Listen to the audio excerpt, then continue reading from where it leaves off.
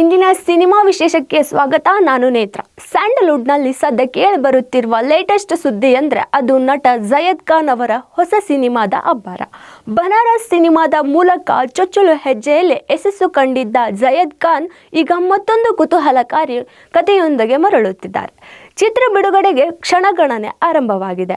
ಬನಾರಸ್ ಅಂತಹ ವಿಭಿನ್ನ ಸಿನಿಮಾದ ನಂತರ ಜಯದ್ ಖಾನ್ ಈಗ ರೊಮ್ಯಾಂಟಿಕ್ ಥ್ರಿಲ್ಲರ್ ಕಥಾಹಂದರ ಹೊಂದಿರುವ ಸಿನಿಮಾದ ಮೂಲಕ ಪ್ರೇಕ್ಷಕರ ಮುಂದೆ ಬರುತ್ತಿದ್ದಾರೆ. ಈ ಚಿತ್ರದಲ್ಲಿ Zayed Khan cult complete package ಇದೆ ಎಂದಿದ್ದಾರೆ.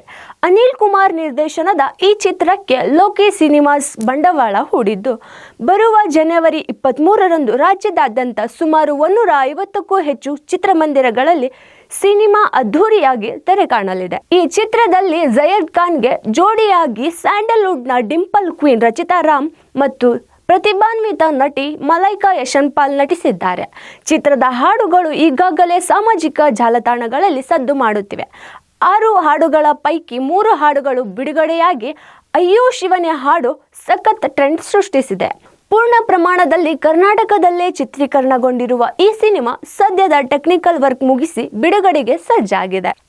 ಒಟ್ಟಿನಲ್ಲಿ ಜಯದ್ ಖಾನ್ ರಚಿತಾ ರಾಮ್ ಕಾಂಬಿನೇಷನ್ ಈ ಚಿತ್ರವು ಗಾಂಧಿನಗರದಲ್ಲಿ ಭಾರೀ ನಿರೀಕ್ಷೆ ಮೂಡಿಸಿದೆ. ಚಿತ್ರಮಂದಿರಗಳಲ್ಲಿ ಕನ್ನಡಿಗರು ಈ ಹೊಸ ಪ್ರಯತ್ನವನ್ನು ಹರಿಸುತ್ತಾರಾ ಎಂಬುದು ಜನವರಿ 23ಕ್ಕೆ ತಿಳಿಯಲಿದೆ.